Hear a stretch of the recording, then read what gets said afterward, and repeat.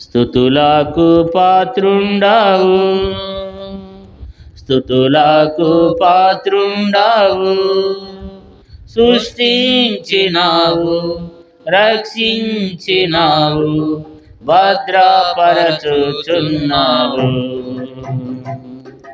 సృష్టించినావు, రక్షించినావు, భద్రపరచుచున్నావు. స్తుతులకు పాత్రుండావు, స్తుతులకు పాత్రుండావు. జీవాపు రొట్టె వైతివి నీవే, తృప్తి పరచిన ప్రియుడావు నీవే. జీవాపు రొట్టె వైతివి నీవే, తృప్తి పరచిన ప్రియుడావు నీవే. గొప్ప కార్యము చేయా, గొప్ప కార్యము చేయా, మా సామర్థ్యము నీవే, మా సామర్థ్యము నీవే. స్తుతులకు పాత్రుండావు, స్తుతులకు పాత్రుండావు. లోకమునకు వెలుగు నీవేగా, మా నేత్రముల తెరచితివిగా. లోకమునకు వెలుగు నీవేగా, మా నేత్రముల తెరచితివిగా. అద్భుతము చేసితివి, అద్భుతము చేసితివి, మా ప్రకాశము నీవే, మా ప్రకాశము నీవే. స్తుతులకు పాత్రుండావు, స్తుతులకు పాత్రుండావు. ఏకైక ద్వారం మాకీల నీవే, ప్రవేశమిచ్చి రక్షించినావు. ఏకైక ద్వారం మాకీల నీవే, ప్రవేశమిచ్చి రక్షించినావు. పూర్ణ క్రియ చేసితివి,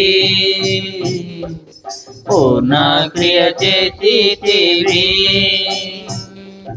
సంపూర్ణ శాంతి నీవే, సంపూర్ణ శాంతి నీవే. స్తుతులకు పాత్రుండావు, స్తుతులకు పాత్రుండావు.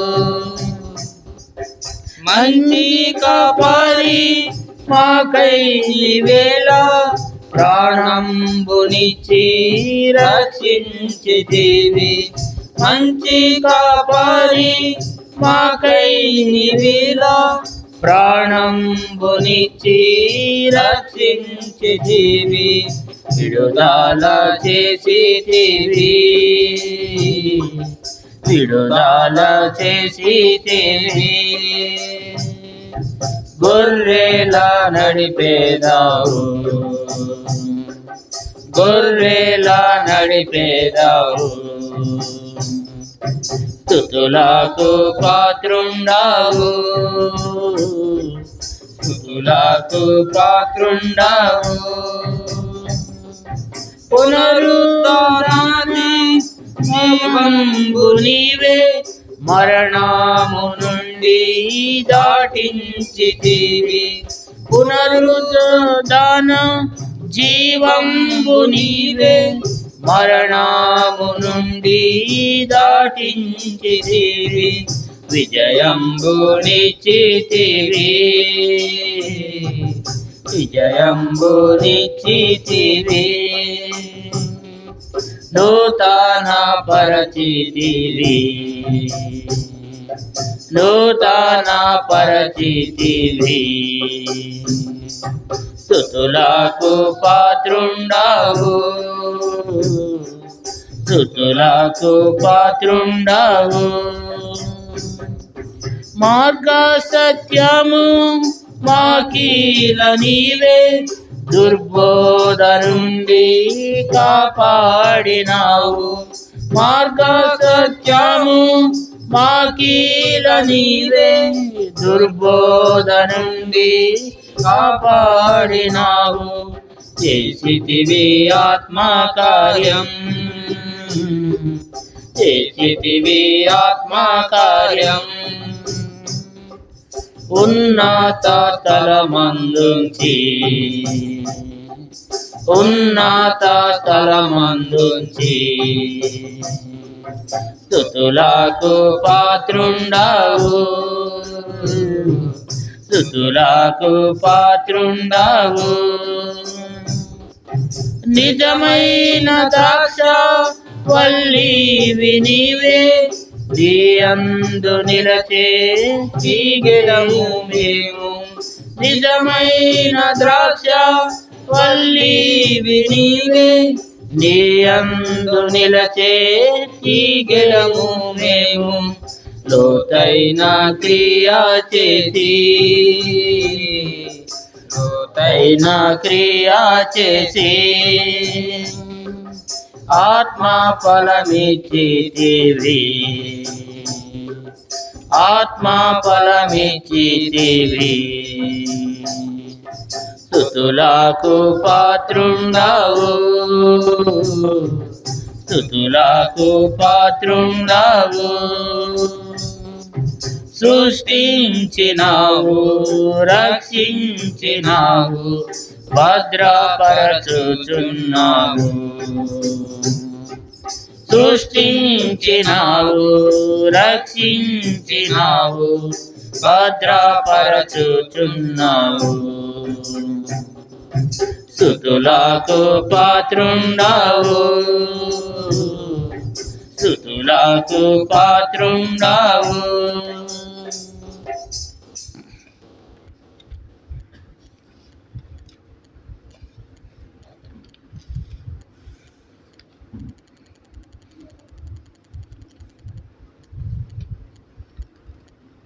మరో పాట పాడుకుందాం. 215 పాట పాడుకుందాం. పాట సంఖ్య 215. పాత బడవస్కంలో 213. భజింపరండి ప్రభు యేసుని. కొత్త బడవస్కంలో 215, పాత బడవస్కంలో 213. భజింపరండి ప్రభు యేసుని, ఆత్మ సత్యములతో ప్రేమమయుని పరమ తండ్రిని. భజింపరండి ప్రభు యేసుని, ఆత్మ సత్యములతో ప్రేమమయుని పరమ తండ్రిని. భజింపరండి. పాపమాపన మనకిచెను, మనల విమోచించే రక్తముతో. పాపక్షమాపణ మనకిచెను, మనల విమోచించే రక్తముతో. జయము జయము మన ప్రభుకే, జయము జయము మన ప్రభుకే. భజింపరండి ప్రభు యేసుని, ఆత్మ సత్యములతో ప్రేమమయుని పరమ తండ్రిని. భజింపరండి. ఆత్మ మందిర ప్రత్యక్షతను సగిన్, నేత్రము తెరచెను యేసుని చూడా. ఆత్మ మందిర ప్రత్యక్షతను సగిన్, నేత్రము తెరచెను యేసుని చూడా. ఆశ్చర్యకరుడు సదాకాలము, ఆశ్చర్యకరుడు సదాకాలము. గతింపరండి ప్రభు యేసుని ఆత్మ సత్యములతో ప్రేమమయుని పరమ తండ్రిని గతింపరండి ఘనత పొందా సదా రాజ్యమునిచే స్వాస్థ్యము పొందా వారసులమైతిమి ఘనత పొందా సదా రాజ్యమునిచే స్వాస్థ్యము పొందా వారసులమైతిమి హోసన్నా హోసన్నా విజయునికే హోసన్నా హోసన్నా విజయునికే భజింపరండి ప్రభు యేసుని ఆత్మ సత్యములతో ప్రేమమయుని పరమ తండ్రిని భజింపరండి జగమును జయించే జీవితమునిచే సిలువ శక్తిచే మనలను గాచేగా జగమును జయించే జీవితమునిచే సిలువ శక్తిచే మనలను గాచేగా స్తుతులార్పింతుము ముక్తిదాతకే స్తుతులార్పింతుము ముక్తిదాతకే భజింపరండి ప్రభు యేసుని ఆత్మ సత్యములతో ప్రేమమయుని పరమ తండ్రిని భజింపరండి సంగము ప్రభుని చేరి చూచేగా సదాకాల మాయ నాతో నుండానెప్పుడు సంగము ప్రభుని చేరి చూచేగా సదాకాల మాయ నాతో నుండానెప్పుడు సాగిలా పడేదాము సృష్టికర్తకి సాగిలా పడేదాము సృష్టికర్తకి భజింపరండి ప్రభు యేసుని ఆత్మ సత్యములతో ప్రేమమయుని పరమ తండ్రిని భజింపరండి.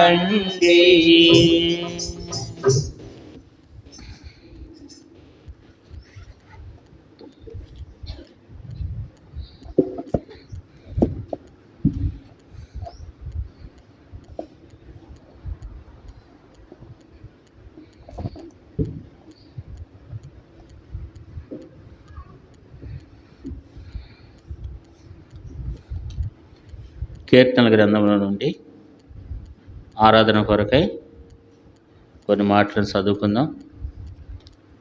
కీర్తనలు 100వ కీర్తన,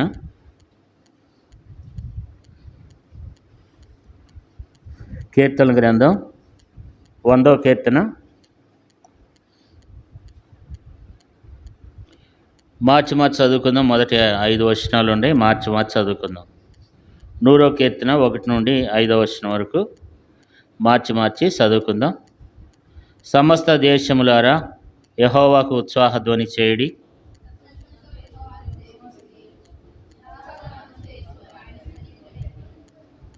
యెహోవాయే దేవుడని తెలుసుకొనుడి. ఆయనే మనలను పుట్టించెను. మనం ఆయన వారము, మనం ఆయన ప్రజలము, ఆయన మేపు గొర్రెలము.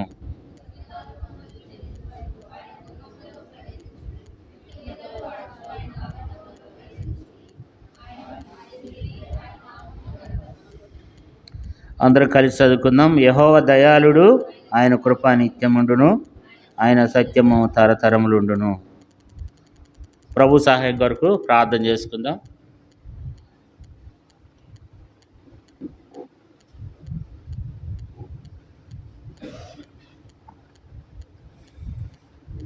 ప్రేమగల మా తండ్రి, పరిశుద్ధుడైన దేవా, దయగలిగిన మా గొప్ప తండ్రి, కృపా కనికరం కలిగిన దేవా, యేసుక్రీస్తు వారి ఘనమైన నామమును బట్టి ప్రార్థిస్తున్నాం దేవా. ఇంతవరకు పాటల ద్వారా, వాద్యముల ద్వారా సహాయపడుతూ వచ్చినందుకే స్తుతిస్తూ ఆరాధిస్తున్నాం.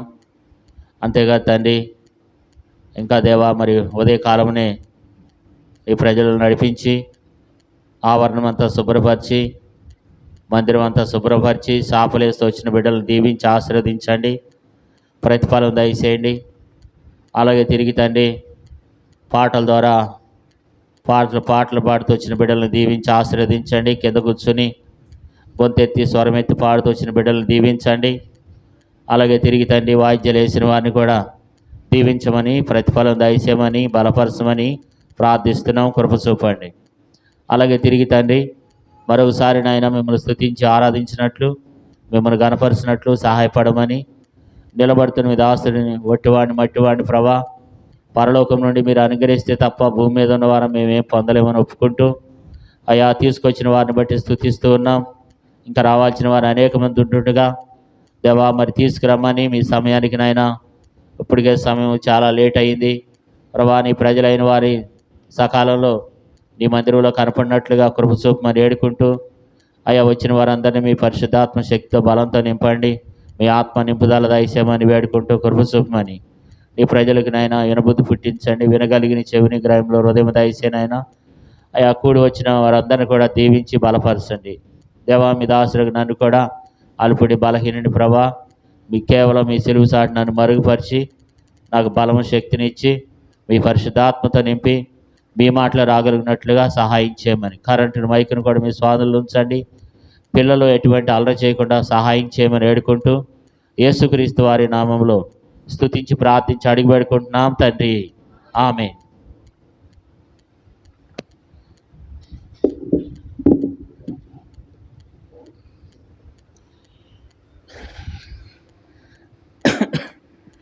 కీర్తనల గ్రంథంలో నుండి మరి 100వ కీర్తన మనందరికీ బాగా పరిచయమే. ఎక్కువ శాతం మనం 100వ కీర్తన చాలాసార్లు మనం చదువుకుని ఉంటాం. అనేక మంది సేవకులు కూడా మనకు బోధించి ఉంటారు. అంతేకాదు చాలామంది మరి కీర్తనని కంఠస్థం కూడా చేస్తూ ఉంటారు. కాబట్టి మరొకసారి మరి ఎన్నిసార్లు విన్నప్పటికీను దేవుడు మరొకసారి మనతో మాట్లాడాలని కోరుతున్నాడు. దేవుని యొక్క వాక్యము మనం ఎన్నిసార్లు విన్నా అది బోరు కొట్టేది కాదు. దేవుని వాక్యం మరలా నూతనంగానే అది కొత్తగానే ఉంటుంది. కాబట్టి ఆ వాక్యాన్ని మనం అనేకసార్లు వినాలి, వాటిని మనం నెమరు వేసుకునే వారంగా ఉండాలి. ఇక్కడ కూడా ఈ 100వ కీర్తనలో మొదటి వచనంలో సమస్త దేశములారా యెహోవాకు ఉత్సాహధ్వని చేయుడి, సంతోషముతో యెహోవాను సేవించుడి. కాబట్టి ఇక్కడ మనం చూసినట్లయితే సమస్త దేశములారా యెహోవాకు ఉత్సాహధ్వని చేయుడి. కాబట్టి సమస్త దేశములు దేవుడు కోరుకునేది ఏంటంటే ఆయన సమస్తానికి కూడా సృష్టికర్త అయిన దేవుడు. యేసుక్రీస్తు అందరికీ ప్రభువు. కాబట్టి అందరూ ఆయన్ని స్తుతించాలి. పిల్లలే కానీ పెద్దలే కానీ మరి చిన్నవారు మొదలుకొని పెద్దవారి వరకు దేవుణ్ణి ఆరాధించాలి, దేవుణ్ణి గణపరచాలి. కాబట్టి సమస్త దేశంలో ఉన్నటువంటి ప్రజలు దేవుణ్ణి ఎంతో ఆరాధించాలని దేవుడు కోరుకుంటున్నాడు. మరి ఆరాధించటం అంటే అది మనకే మేలు, దేవునికి తక్కువే కాదు. దేవుడు మరి అది మనకే మేలు కనుక మనము దేవుని ఎంతో ఆరాధించే వారంగా, గణపరిచే వారంగా మనం ఉండాలి. అందుకని దేవుని వాక్యంలో మనం చూసినట్లయితే మరి కీర్తనల గ్రంథం 150వ కీర్తన 6వ వచనం చూడండి. 150వ కీర్తన 6వ వచనం. 150వ కీర్తన 6వ వచనం. సకల ప్రాణులు యెహోవాను స్తుతించుదురుగాక, యెహోవాను స్తుతించుడి. సకల ప్రాణులు, ఈ భూమి మీద ఉన్న ప్రతి ఒక్కరము దేవుని స్తుతించాలి, దేవుని గణపరచాలి. 148వ కీర్తన 12వ వచనం. యవనులు, కన్యలు, వృద్ధులు, బాలురు అందరూ యెహోవాను స్తుతించుదురుగాక. ఆయన నామం మహోన్నతమైన నామము, ఆయన ప్రభావము భూమి ఆకాశములకు పైగానున్నది. సార్లు మనం ఇక్కడ చూసినట్లయితే మరి యవనులు, కన్యలు, వృద్ధులు, బాలురు అందరూ యెహోవా నామమును ఏం చేయాలంట? స్తుతించాలంట. కాబట్టి మరి యవనస్తులు, కన్యకలు, వృద్ధులు, బాలురు ప్రతి ఒక్కరు కూడా దేవుణ్ణి ఆరాధించాలి. అందుకని ఈ 100వ కీర్తనలో మనం చదువుకున్నట్లయితే దేవుడు తెలియచేసేది ఏంటంటే, సమస్త దేశములారా యెహోవాకు ఉత్సాహ ధ్వని చేయుడి. కాబట్టి దేవుణ్ణి ఉత్సాహంతో దేవుణ్ణి స్తుతిస్తూ ఉండాలి. దేవుణ్ణి ఆరాధించే బిడ్డలు, దేవుణ్ణి స్తుతించేవారు మరి చాలామంది డల్లుగా ఆరాధిస్తూ ఉంటారనమాట. అది దేవుడు కోరుకోవట్లేదు. దేవుణ్ణి ఆరాధించే వాళ్ళు, దేవుని ఎరిగిన వారు, రక్షణ పొందినటువంటి వారు ఉత్సాహంతో దేవుని ఆరాధించాలి, సంతోషంతో దేవుణ్ణి ఘనపరచాలి. కాబట్టి శ్రమలు అందరికీ ఉంటాయి, కష్టాలు అందరికీ ఉంటాయి, ఇబ్బందులు అందరికీ ఉంటాయి. అవి విశ్వాసులకు ఉంటాయి, సేవకులకు కూడా ఉంటాయి. ప్రతి ఒక్కరికి బాధలు అనేవి ఉంటాయి. అసలు మనిషి పుట్టిందే శ్రమ కొరకే. ఎందుకంటే ప్రతి ఒక్కరికి శ్రమలు ఉంటాయి, ప్రతి ఒక్కరికి బాధలు ఉంటాయి, ప్రతి ఒక్కరికి ఇబ్బందులు ఉంటాయి. కాబట్టి ప్రతి ఒక్కరికి అనారోగ్యాలు ఉంటాయి. కాబట్టి ప్రతి ఒక్కరికి ఒక అక్కర అనేది ఉంటుంది. అయితే మనం ఏం చేయాలి? దేవుని స్తుతించేటప్పుడు, దేవుని ఆరాధించేటప్పుడు ఏ రీతిగా ఆరాధించాలంట? ఉత్సాహ ధ్వని చేయాలంట. ఉత్సాహంతో దేవుణ్ణి స్తుతించాలి, దేవుణ్ణి ఘనపరచాలి, దేవుణ్ణి మహింపరచాలి. ఉత్సాహం ఉండాలి దేవుని ఆరాధించే విషయంలో. చాలా సందర్భాల్లో మనం చూసినట్లయితే ఉత్సాహంగా చాలాసార్లు ఉండం. ఎట్లా ఉంటామంటే డల్గా ఉంటాం. ఎన్నో కష్టాలు మన ఒక్కడికి ఉన్నట్లుగా మనం ఫీల్ అవుతాం. దేవుడు అట్లా కాదు. మన దగ్గర దేవుడు ఆరాధన కాదు దేవుడు కోరుకునేది. దేవుడు మన ఎదురుండి కోరుకునేది ఏంటంటే, సమస్త దేశములారా యెహోవాకు ఉత్సాహ ధ్వని చేయుడి. ఉత్సాహ ధ్వని చేయాలి సంతోషముతో. ఇంకా మన కింద చూసినట్లయితే సంతోషముతో యెహోవాను సేవించుడి, ఉత్సాహ గానం చేస్తూ ఆయన సన్నిధికి రండి. దేవుని మందిరానికి వచ్చేటప్పుడు కూడా ఎట్లా రావాలంట? ఉత్సాహ ధ్వని చేస్తుంటూ రావాలి. వచ్చేటప్పుడు కూడా ఎట్లా వస్తాం? ఉసూరుమంట వస్తూ ఉంటాం కదా. ఉసూరుమంట వస్తుంటే పాపం చూసిన వాళ్ళకి కూడా మన ఇంకా చూసి జాలేస్తుంది. అట్లా ఉండకూడదంట. వచ్చేటప్పుడే ఏం చేయాలి మనం చెప్పండి? ఉత్సాహ గానం చేస్తూ ఆయన సన్నిధికి ఏం చేయాలి? రావాలి. దేవుని మందిరానికి వచ్చేటప్పుడు కూడా ఉత్సాహంతో రావాలి. ఉత్సాహంతో దేవుని మందిరానికి రావాలి. సంతోష గానములతో దేవుని మందిరానికి రావాలి. వచ్చేటప్పుడే దేవుని స్తుతిస్తూ రావాలంట. 2వ వచనంలో ఏముంది? సంతోషంతో యెహోవాను ఏం చేయండి? సేవించుడి. తర్వాత ఉత్సాహ గానం చేస్తూ ఆయన సన్నిధికి రండి. దేవుని ప్రజలైన వారికి ఉత్సాహం కావాలి. ఉత్సాహంతో దేవుని స్తుతించాలన్నమాట. అలాంటి అనుభవం కలిగి ఉండాలి ఉత్సాహంతో. అందుకే ఏమంటాడు? ఉత్సాహ గానం చేస్తూ ఆయన సన్నిధికి రండి. దేవుని మందిరానికి వచ్చేటప్పుడే ఉత్సాహంతో రావాలి, సంతోషంతో సంతోషగానం చేస్తూ ఆయన సేవించాలంట కదా. దేవుని బిడ్డలైన వారు మరి సంతోషగానం చేయాలి, సంతోషంతో యెహోవాను సేవించాలి, ఉత్సాహగానం చేస్తూ ఆయన సన్నిధికి రండి. ఉత్సాహగానం చేయాలి. గానము మనం పాడేటువంటి పాటలు ఉత్సాహంతో సంతోషంతో దేవుని మందిరానికి వచ్చే వారంగా ఉండాలి. చూసేవాళ్ళకు కూడా అర్థం కావాలి, అరే దేవుని మందిరానికి వెళ్తున్నారు, వీళ్ళు మందిరానికి వెళ్తున్నారు, ఎంత ఉత్సాహంగా వెళ్తున్నారు, వీళ్ళు ఎంత సంతోషంగా వెళ్తున్నారు అని అన్ని జనులైన వారు చూసేటట్లుగా మనం కనపించాలి. కాబట్టి దేవుడు అదే మన ఎదురుండి కోరుకునేది. ఎందుకంటే మరి అందుకని దేవుని వాక్యంలో ఏం రాయబడుతూ వచ్చింది? 1వ వచనం, 100వ కీర్తన 1వ వచనంలో సమస్త దేశములారా యెహోవాకు ఉత్సాహధ్వని చేయుడి. కాబట్టి సంతోషంతో ఉత్సాహంతో దేవుని మనం సేవించే వారంగా ఉండాలి. సంతోషంతో దేవుని సేవించాలి. ఉత్సాహ గానం చేస్తూ దేవుని ఘనపరిచే వారంగా మనం ఉండాలి కదా. అంతేకాదు దేవుని ఎందుకు ఆరాధన చేయాలి, దేవుని మనం స్తుతించాలంటే ఆయన ఎవరంట? యెహోవాయే దేవుడని తెలుసుకున్నాడు. మరి ఆయన ఎవరు అంటే ఆయనే దేవుడు, యెహోవాయే దేవుడు. తర్వాత ఆయనే మనలను పుట్టించెను, మనం ఆయన వారము, మనం ఆయన ప్రజలము, ఆయన మేపు గొర్రెలము కదా. అందుకని దేవుని ఆరాధించాలి. మరి యెహోవాయే నిజమైన దేవుడు కదా. ఆయనే మనలను పుట్టించెను, మనం ఆయన వారము, మనం ఆయన ప్రజలము, ఆయన మేపు గొర్రెలము. కనుక ఏం చేయాలి? 4వ వచనం, కృతజ్ఞతార్పణలు చెల్లించుచు ఆయన గుమ్మములో ప్రవేశించండి. కృతజ్ఞతార్పణలు చెల్లిస్తూ దేవుని ఆరాధిస్తూ ఆయన గుమ్మంలో ప్రవేశించాలి. ఆయన మందిరంలో ప్రవేశించేటప్పుడు దేవుని సంతోషంతో, ఆనందంతో దేవుని మందిరానికి రావాలి, ఉత్సాహంతో దేవుని మందిరానికి రావాలి కదా. కృతజ్ఞత అర్పణలు చెల్లించచ్చు ఆయన గుమ్మములో ప్రవేశించుడి, కీర్తనల ప్రాడుచు ఆయన ఆవరణములో ప్రవేశించుడి, ఆయనను స్తుతించుడి, ఆయన నామమును గణపరచుడి. దేవుణ్ణి గణపరచాలి, దేవుణ్ణి స్తుతించాలి ప్రియులారా. దేవుని ఆయన ఆవరణంలో ప్రవేశించేటప్పుడే మనం దేవుని గణపరుస్తూ రావాలంట. కాబట్టి ఆయన సన్నిధికి వచ్చేటప్పుడే దేవుని గణపరుస్తూ రావాలి. 4వ వచనంలో ఏమంటున్నాడంటే కృతజ్ఞతార్పణలు చెల్లించచ్చు ఆయన గుమ్మములో ప్రవేశించాలి. మరి ఆయనకు గుమ్మములో ప్రవేశించక మునుపు కృతజ్ఞతార్పణలు అర్పించచ్చు, చెల్లించచ్చు ఆయన గుమ్మములో ప్రవేశించాలి. కీర్తనలు పాడుచు ఆయన ఆవరణములో ప్రవేశించాలి. ప్రవేశించాలంటే ఆయన ఆవరణంలోకి రాకముందే కీర్తనలు పాడుతూ దేవుని యొక్క ఆవరణంలోనికి మనం రావాలన్నమాట. అది మనం మర్చిపోయినాం. కాబట్టి వచ్చేటప్పుడే దేవుని యొక్క ఆవరణంలోకి రాకమునిపే మనం కీర్తనలు పాడుకుంటూ ఆయన ఆవరణంలోకి రావాలి. అది దేవుడు కోరుకుంటున్నాడు. దేవుని బిడ్డలైనటువంటి మనము సంతోషంతో, ఆనందంతో దేవుని మనం సేవించే వారంగా ఉండాలి, దేవుని మనము స్తుతించే వారంగా ఉండాలి, ఉత్సాహధ్వని చేసే వారంగా ఉండాలన్నమాట. దేవుని గణపరిచే బిడ్డలంగా దేవునే మనం కలిగి ఉండాలి కదా. కాబట్టి ఆయన మనం స్తుతిస్తూ ఉండాలి. ఆయనను స్తుతించుడి, ఆయన నామమును గణపరచుడి కదా. దేవుని ఆ రీతిగా నీవునే మనం ఎంతో ఆరాధించి దేవుని మనం స్తుతించే వారమై ఉండాం కదండి. ఇక్కడ ఒక 7 సందర్భాలు రాయబడుతూ వచ్చినాయి.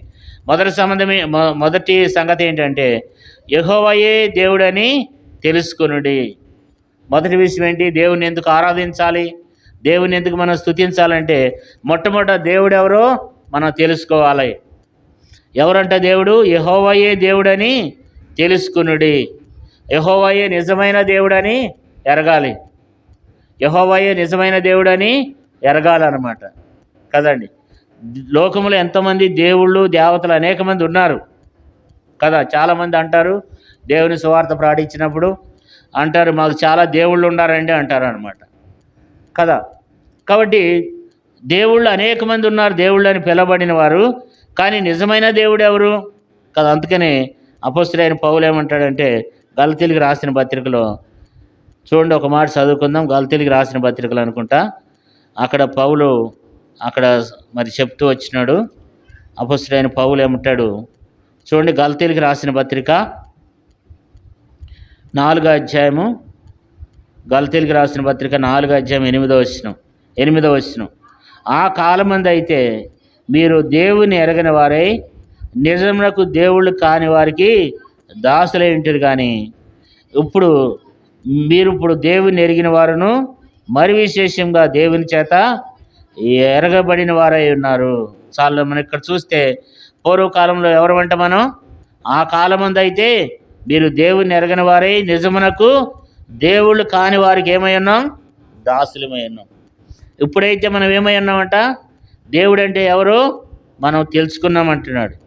మనం దేవుని ఎరిగిన వారం అంటున్నాడు అనమాట. కాబట్టి ఇక్కడ 100వ కీర్తనలో 3వ వచనంలో ఏం రాయబడిందంటే యెహోవాయే దేవుడని తెలుసుకోవాలి. మొట్టమొదట దేవుని ఎందుకు ఆరాధించాలి? ఆయన మన సృష్టికర్త, ఆయనే నిజమైన దేవుడు కనుక ఆయన మనం ఆరాధించాలి. దేవుడు ఎవరు? నిజమైనటువంటి దేవుడు యేసు ప్రభు. కాబట్టి అందుకని ఏం చేయాలి? ఆయన ఆరాధించాలి. అందుకని 3వ వచనంలో యెహోవాయే దేవుడని తెలుసుకోండి. కాబట్టి మొట్టమొదట దేవుడు ఎవరో మనం ఎరగాలి, దేవుడు ఎవరో మనం తెలుసుకోవాలి కదా. దేవుని బైబిల్లో రాయబడేది, కొంతమంది దేవుని ఎరగరంట. దేవుని మందిరానికి వస్తారు కానీ బైబిల్లో రాయబడింది ఏలీ కుమారులు యెహోవాని ఎరగిన వారే ఏమైనారంట కదా. కాబట్టి దేవుని ఎరగాలి. చాలామంది దేవుని ఎరగం, అనేక మంది దేవుని ఎరగని వారై ఉంటాం. కానీ ఇప్పుడు ఏమంటున్నాడంటే యెహోవాయే దేవుడని తెలుసుకోండి. కాబట్టి యెహోవాయే దేవుడు. కాబట్టి ఈ లోకమందు మరొక దేవుడు లేడు అని చెప్పి దేవుని వాక్యం తెలియచేస్తుంది కదండి. కానీ కొంతమంది ఏం చేస్తారంట? దేవుడు ఎవరు? వారు దేవుని ఎరగని వారై, రోమపత్రికలో రాయబడింది ఒక మంచి మాట. మరి రోమపత్రికలో వారు ఏం చేస్తూ వచ్చినారంట? వారు దేవుణ్ణి ఎరగని వారై ఉంటూ వచ్చినారంట. రోమపత్రిక 1వ అధ్యాయము 21వ వచనం. మరియు వారు దేవుని ఎరిగి ఆయన దేవునిగా మహింపరచలేదు, కృతజ్ఞతాస్తుతులను చెల్లింపలేదు, కానీ తమల వాదములందు వ్యర్థులైరి. వీరు ఎరుగున్నారంటే కానీ అది నిజమైన రీతిలో లోతైన అనుభవంలో వారు దేవుని ఎరగని వారై ఉన్నారు. 25వ వచనం. అట్టివారు దేవుని సత్యమునకు అసత్యమునకు మార్చి సృష్టికర్తకు ప్రతిగా సృష్టమును పూజించి సేవించి. కాళ్ళు మనం ఇక్కడ చూసినట్లయితే సృష్టికర్తని విడిచిపెట్టి దేని పూజిస్తున్నారు? కాబట్టి ఈ లోక సంబంధమైన సృష్టిని ఆరాధిస్తూ వస్తున్నారంట. కాబట్టి అయితే దేవుడు ఇప్పుడు మనతో మాట్లాడేది ఏంటంటే యెహోవాయే దేవుడని తెలుసుకునుడి. యెహోవాయే దేవుడని తెలుసుకోవాలి. రెండవ విషయం ఏమంటున్నాడు చూడండి, ఆయనే మనల్ని పుట్టించను. మనల్ని పుట్టించిన వాడు ఒక ఆయన ఉన్నాడు. మన అందరికీ మనమే కలగలేదు. చాలామంది ఏమంటారంటే అసలు దేవుడు ఎక్కడున్నాడు, మన అందరికీ మనమే పుట్టామంటారు.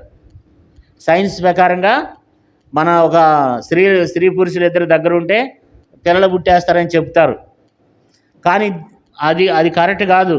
దేవుని వాక్యం రాయబడింది ఆయనే మనలను పుట్టించను. మనల్ని పుట్టించింది ఒక ఆయన. అందుకని కింద ఒకటేసి ఉంది, అక్కడ కింద ఏం రాయబడింది చూడండి, మనల్ని మనమే సృజించుకోలేదు. నీ అందరికీ నువ్వు పుట్టలేదు, నిన్ను సృష్టించాడు సృష్టికర్త. అందుకని దేవుని వాక్యం రాయబడింది ఆయనే మనలను పుట్టించను అని రాయబడింది. కాబట్టి దేవుడు మనలను పుట్టించాడు. దేవుడు నీ సృష్టికర్త అని నువ్వు తెలుసుకోవాలి. మనల్ని పుట్టించింది ఒక ఆయన, నన్ను ఒక ఆయన పుట్టించాడు. కాబట్టి దేవుడు నన్ను పుట్టించాడు కనుక నేను భూమి మీద పుట్టానని మనం గ్రహించుకోవాలి. అందుకని దేవుని ఆరాధించాలి. ఆయనే మనలను పుట్టించను అని రాయబడింది. ఆయనే మనల్ని పుట్టించాడు. దేవుడంట మరి నేల మట్టిని తీసుకుని దేవుడు నరునిగా తయారు చేసి నరుణ్ణి నిర్మించాడంట. మానవ యొక్క నిర్మాణం మనం చూసినట్లయితే ఆదికాండంలో చూడండి. ఆదికాండం ఒక మంచి మాట.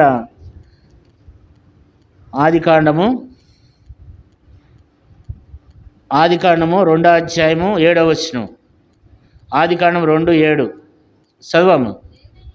దేవుడైన యెహోవా నేల మట్టితో నరుని నిర్మించి వాని నాసికారంధ్రములో జీవవాయువు వదగా నరుడు జీవాత్మ అయిన. దేవుడు ఏం చేస్తూ వచ్చినాడంటే నేల మట్టితో నరుని నిర్మించి వాని నాసికారంధ్రములో నుండి జీవవాయువు వదగా నరుడు జీవాత్మ అయిన. నరుణ్ణి నిర్మించండంట. చాలాసార్లు మనం అనుకుంటాం మరి మనిషి యొక్క నిర్మాణం చాలా కష్టం అన్నమాట. నిర్మాణం అంటే ఏమంటారు? నిర్మాణాన్ని పెద్ద మరి అపార్ట్మెంట్లు మరి లేదా ఏదైనా ఒక పెద్ద పనిని ఏమంటారంటే నిర్మాణం అంటారు అనమాట. అంటే అది చాలా పెద్ద పనిని ఏమంటారంటే నిర్మాణం. ఇట్లా మందిరం నిర్మాణంలో ఉంది, లేకపోతే ఒక పెద్ద బ్రిడ్జి కడుతున్నారు అనుకోండి, ఆ పని నిర్మాణంలో ఉంది అంటారు. అంటే నిర్మాణం అంటే అర్థం ఏంటి? మనలను దేవుడు ఒక పని, దానికి ఎంతో చాలా కష్టమైంది అనమాట. మనిషిని దేవుడు సృష్టించినప్పుడు ఆయనే మనలను పుట్టించినాడు. అంటే దేవుడు మనుషులు పుట్టించినప్పుడు ప్రతి ఒక్కరిని ఒక ప్రత్యేక రీతిలో దేవుడు సృష్టించాడు అనమాట. మనం చాలాసార్లు విని ఉంటాం, మరి మనకున్నటువంటి ఏలుముద్ర ఈ ప్రపంచంలో ఎవరికి లేదంట. కారణం ఏంటి కదా? మనకున్నటువంటి ఏలుముద్ర ఈ ప్రపంచంలో ఎవరికి లేదు. మనిషి యొక్క రహస్యం చాలా గొప్పది, మానవ యొక్క సృష్టి చాలా గొప్పది. అందుకని కీర్తనకారుడు అంటాడు, నువ్వు నన్ను కలుగచేసిన విధం చూడగా భయమును ఆశ్చర్యమును కలుగుతున్నది అంటాడు.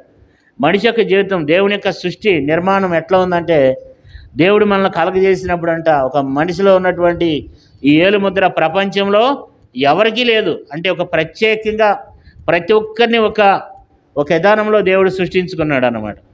ప్రతివానికి ఒక విధానంలో దేవుడు సృష్టించినాడు. అంతేకాదు మనకున్నటువంటి మన కళ్ళల్లో ఉన్నటువంటి కూడా మనకున్నటువంటి పై కళ్ళలాగా కనపడతాయి, కానీ మనకున్న కళ్ళు ఇంకా ఎవరికి ఉండవు ప్రపంచంలో. దేవుడు అట్లా సృష్టించాడు కదా. మనకున్న వాసన మనకు తెలిసిందల్లా ఏంటి? చెమట వాసన అంటాం. కానీ మనకున్న ఎవరి వాసన వాళ్ళకే కదండి. ఇప్పుడు ఎవరైనా ఒక మనిషి దొంగతనం చేసినప్పుడు కానీ, లేకపోతే ఏదన్నా మర్డర్ చేసినప్పుడు కానీ, హత్య చేసినప్పుడు మరి కుక్కలు ఏం చేస్తాయి? 10,000 మందిలో ఉన్నప్పటికైనా సరే ఆ మనిషిని వెతికి మరీ పట్టుకుంటాయి. ఇవన్నీ మీకు తెలిసినవే. అది సందర్భం వచ్చింది కాబట్టి చెప్తున్నా. అంటే ఎవరి వాసన వాళ్ళకే. దేవుడు అట్లా అంటే మనం నిర్మించబడినటువంటి రీతి దేవుడు ఎంతో చక్కగా మనలను సృష్టించినటువంటి సృష్టికర్త, మనల్ని కలగజేసినాడు. అందుకని ఆయనే మనలను పుట్టించను కనుక మనం ఆయన ఆరాధించాలి, ఆయన మనం సేవించాలి, ఆయన మనం గణపరిచేవారమై ఉండాలి కదా. మొదటి విషయం ఏమంటున్నాడంటే, మరి మన నిజమైన దేవుడు యెహోవాయే దేవుడని తెలుసుకోండి. రెండో విషయం ఏమంటున్నాడు, ఆయనే మనలను పుట్టించను. మూడో విషయం ఏమంటున్నాడు, మనం ఆయన వారము. మనం ఎవరమంట? మనము దేవుని వారము, మనం ఆయన వారము. అందుకని మరి పరమగీతంలో ఎక్కడ ఒక సందర్భం రాయబడింది, నేను ఆయన దానను అతడు నావాడు అని రాయబడింది. కాబట్టి పరమగీతంలో సొలొమిత అంటది, నేను అతని వాడను అతడు నావాడు. అంటే మనం ఎవరి వారము? మనము దేవుని వారము కదండి. అందుకని ఏం రాయబడుతూ వచ్చిందంటే, మూడో విషయం ఏం రాయబడిందంటే మనం ఆయన వారము. నాలుగో విషయం ఏంటి, మనం ఆయన ప్రజలము. చూసారండి, మనం ఎవరమంట? మనం ఆయన ప్రజలము. ఆయన మనకు నాయకుడు, ఆయన మనకు రాజు, ఆయన మన కాపరి, ఆయన మనకు నాయకుడు కదా.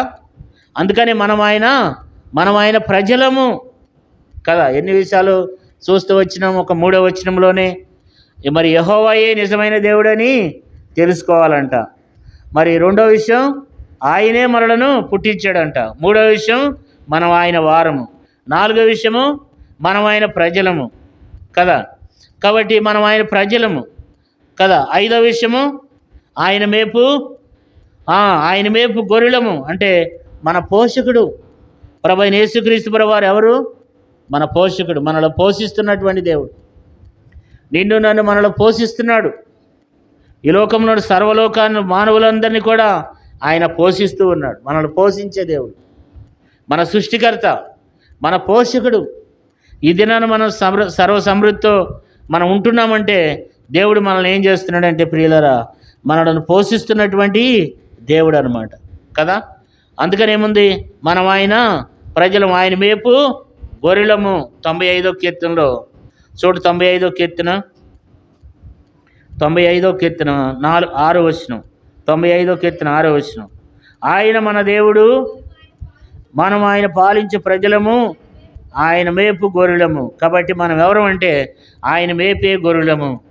కాబట్టి ఆయన మనకు శరీర సంబంధమైనటువంటి శరీరానికి కావాల్సిన ఆహారాన్ని మనకిస్తున్నాడు, ఆత్మకు సంబంధించినటువంటి ఆహారాన్ని మనకిస్తున్నాడు. కాబట్టి ఆయన మన సృష్టికర్త, ఆయన మన పోషకుడు కదా. అందరి బట్టి మనం ఆయన్ని ఆరాధించాలి, ఆయన్ని మనం స్తుతించాలి దేవుని బిడ్డలారా కదా. కాబట్టి అందుకని దేవుని ఏం చేయాలి, మనం ఆరాధించి దేవుని మనము స్తుతించాలి, దేవుని గణపరచాలి, దేవుణ్ణి మనం మహింపరిచే బిడ్డలంగా నీవునే మనం కలిగి ఉండాలని దేవుని యొక్క వాక్యంలో మనం చదువుకుంటూ ఉన్నాం. అంతేకాదు మరి 4వ వచనం చూడండి, కృతజ్ఞత అర్పణలు చెల్లించుచు ఆయన గుమ్మములో ప్రవేశించుడి, కీర్తనలు పాడుచు ఆయన ఆవరణములో ప్రవేశించుడి, ఆయనను స్తుతించుడి, ఆయన నామమును ఘనపరచుడి. కాబట్టి ఆయన స్తుతించి ఆయన నామాన్ని ఘనపరచాలి.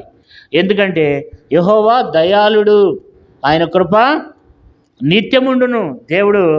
దేవుని ఎందుకు మనం స్తుతించాలంటే ఆయన దయాళుడు, ఆయన దయగలిగినటువంటి దేవుడు, ఆయన దయాళుడైనటువంటి దేవుడు కదా. బైబిల్లో అనేక సందర్భాల్లో రాయబడుతూ వచ్చింది, యెహోవా దయాళుడని రుచి చూచి తెలుసుకొనుడని కీర్తన గ్రంథంలో రాయబడింది.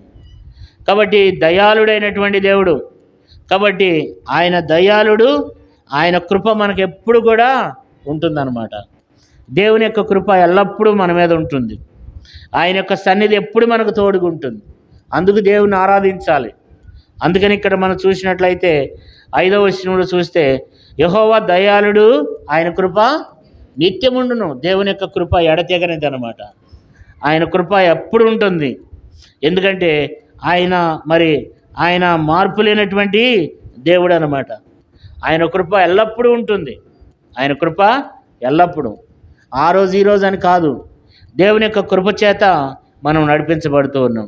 అందుకని మరి యెహోవా దయాళుడు, ఆయన కృప నిత్యముండు. దేవుని యొక్క కృప మనకు నిత్యం ఉంటుంది కనుక దేవుని మనం ఎంతో ఆరాధించి దేవుని మనము గణపరిచే బిడ్డలంగా నీవునే మనం కలిగి ఉండాలి. ఇంకా చివరిలో చూసినట్లయితే మరి 5వ వచనంలో ఆయన సత్యము తరతరములుండును. దేవుడు సత్యవంతుడు, అంటే దేవుడు మార్పు లేనటువంటి దేవుడు. ఆయన సత్యవంతుడు, ఆయన మాటలో మార్పు లేదు, ఆయన తలంపుల్లో మార్పు లేదు, ఆయన ఆలోచనలో మార్పు లేదు. ఆయన సత్యము తరతరములుండును. దేవుడు సత్యవంతుడు, ఆయన మాట తప్పని దేవుడు, ఆయన ఎల్లప్పుడూ కూడా ఒకే రీతిగా ఉన్నటువంటి దేవుడు. ఆయన సత్యము తరతరములుండునని చెప్పి దేవుని వాక్యంలో రాయబడుతూ వచ్చింది. కాబట్టి దేవుని బిడ్డలారా, ఈ ఉదయకాల సమయంలో దేవుని మనం ఎంతో ఆరాధించాలి, ఆయన మనం సేవించాలి, ఆయన మనం గణపరచాలి.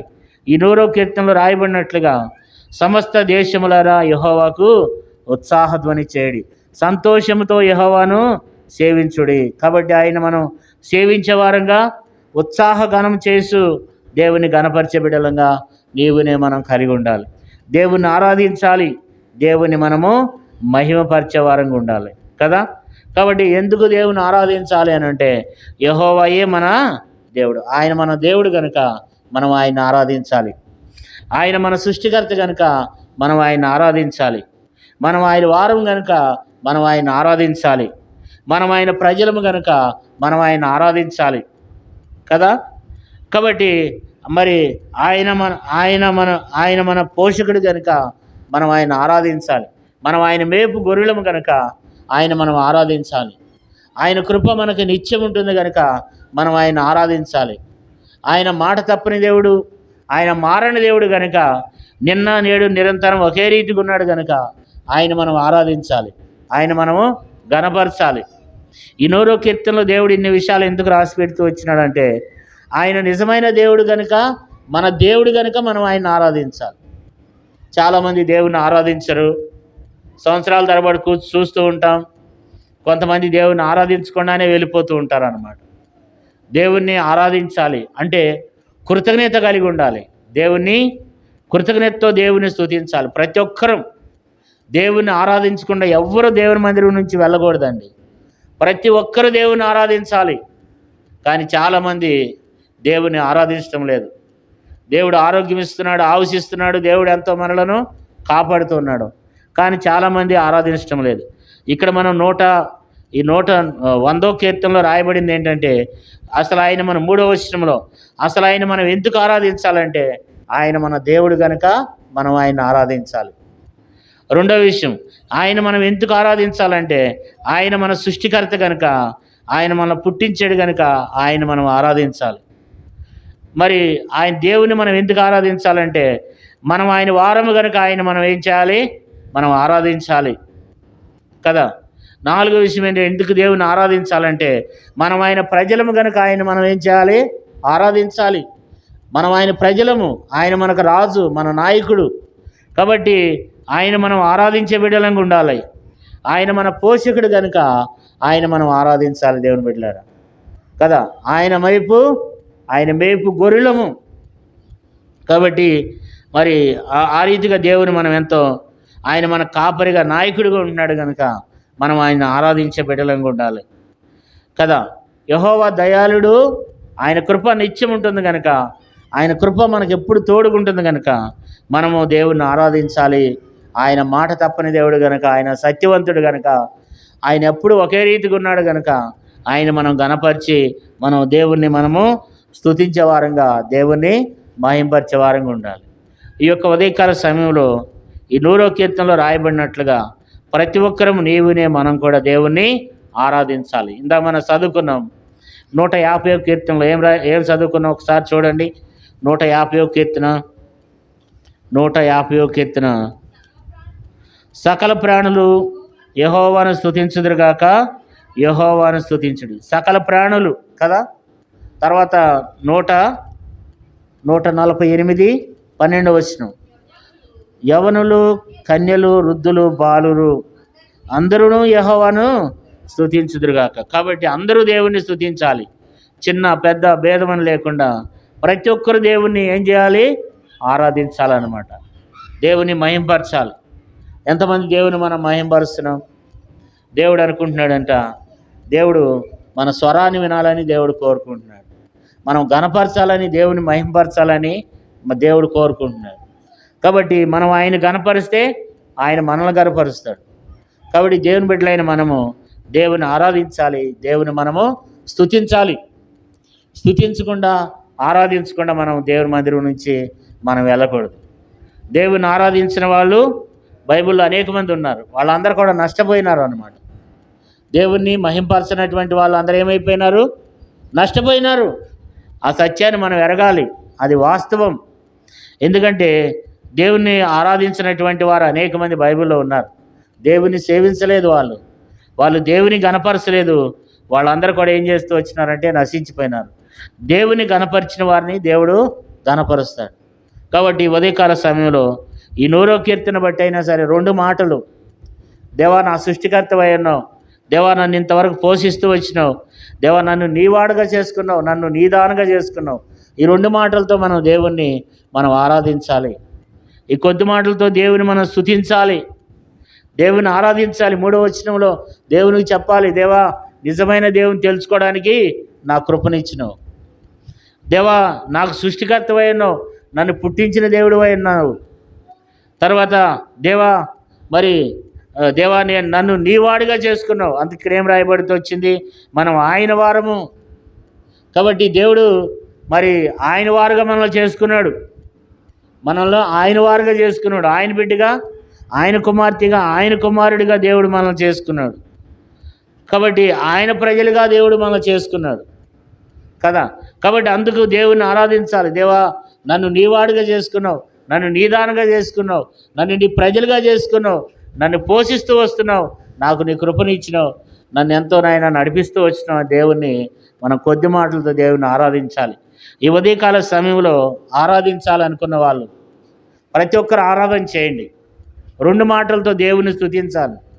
వాళ్ళని వీళ్ళని చూసి భయపడవద్దు, దేవుని ఆరాధించాలి 2 మాటలతో. దేవా నువ్వు నన్ను నీవాడుగా చేసుకున్నావు, నన్ను నీదానంగా చేసుకున్నావు, ప్రభా నన్ను నీ ప్రజలుగా చేసుకున్నావు అని చెప్పి మనం కొద్ది మాటలతో దేవుని ఆరాధన చేద్దాం.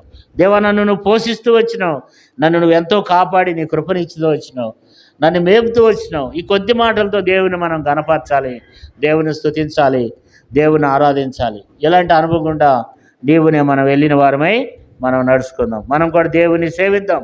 ప్రభా నన్ను కూడా నీ బిడ్డగా చేసుకున్నావు. ఇక్కడ ఏం రాయబడింది? 3వ వచనం ఒకసారి గమనించండి. దేవా నీవే నాకు నిజమైన దేవుడు. దేవుని ఆరాధిద్దాం. దేవా ఈ లోకంలో ఎంతోమంది దేవుళ్ళు దేవతలు ఉన్నారు, ఇటువరకు అవన్నీ మేము సేవిస్తూ వచ్చినాం.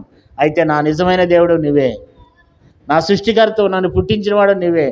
అది తెలుసుకోవడానికి నా కృపనిచ్చినావు. అంతేకాదు దేవా నేను నీ వాడను, నీ వారం, నేను నీ దాననయ్యా, నువ్వు నా వాడవు. కాబట్టి దేవుని ఈ రీతిగా ఆరాధిద్దాం. దేవా నువ్వు నా ప్రజలు అయ్యా, నేను నీ ప్రజలు, నేను నీ వాడను, నేను నీ ప్రజలనయ్యా. దేవుని ఈ రీతిగా మనం దేవుని స్తుతించి దేవుని కనపడదాం. దేవుడి కొద్ది మాటలు దీవించి ఆశీర్వదించిన గాక. మనం లేచి నిలబడి ఒక పాట పాడుకుందాం.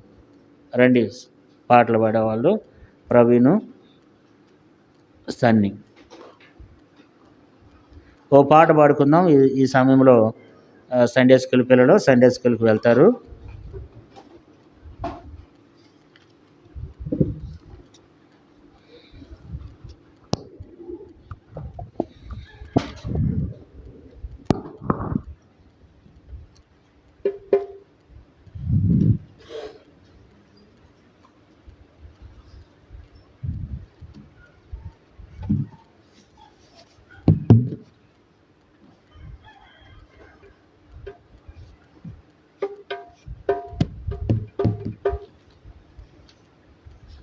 నలభై 47వ పాట పాడుకుందాం. పాట సంఖ్య 47.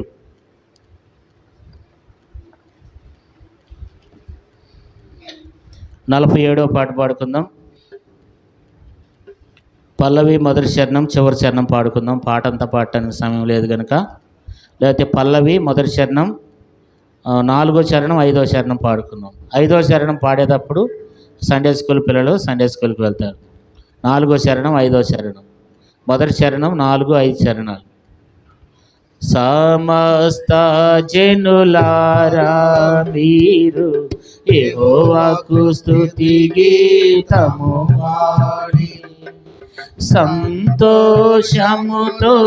సన్నిధిలో ఉత్సాహించుడి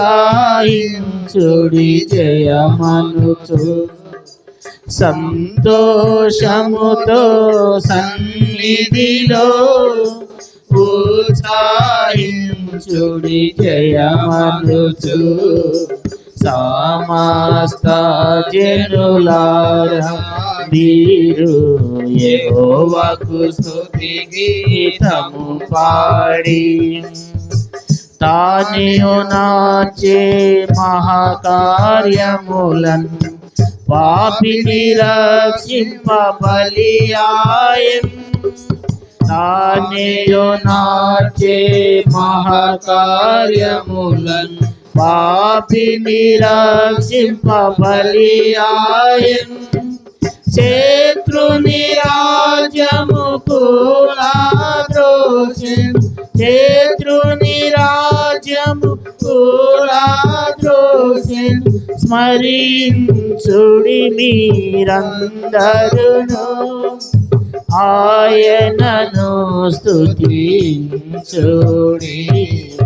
సమస్త జనులారా మీరు యెహోవాకు స్తుతి గీతము పాడి వీరే ప్రభుని సొంత ప్రజలుగా కొనే మిమ్ము తన రక్తముతో వీరే ప్రభుని సొంత ప్రజలుగా కొనే మిమ్ము తన రక్తముతో ఆత్మల చేతి సంగము కట్టి ఆత్మల చేతి సంగము కట్టి ఆ రీతిని కని స్మరించు ఆయనను స్తుతించుడి సమస్త జనులారా యెహోవాకు స్తుతి గీతము పాడి పిలచెను ప్రభువు సేవకు మిమ్ము నేడే వినుమాయన స్వరము పిలచెను ప్రభువు సేవకు మిమ్ము నేడే వినుమాయన స్వరము అర్పించుడి మీ జీవితములను అర్పించుడి మీ జీవితములను సాగిలపడి ఆయన ఎదుట ఆయనను స్తుతించుడి సమస్త జనులారా మీరు యెహోవాకు స్తుతి గీతము పాడి సంతోషముతో సన్నిధిలో ఉత్సాహించుడి జయమనుచు సంతోషముతో సన్నిధిలో ఉత్సాహించుడి జయమనుచు సమస్త జనులారా మీరు యెహోవాకు స్తుతి గీతము పాడి ఈ సమయంలో సండే స్కూల్కి వెళ్ళే సహోదరి ఆరాధించి వెళ్తారు. ఒక సహోదరుడు సహోదరి మార్చి క్లుప్తంగా దేవుణ్ణి ఆరాధన చేసి దేవుణ్ణి గణపరిచి మాయంపరుతాం.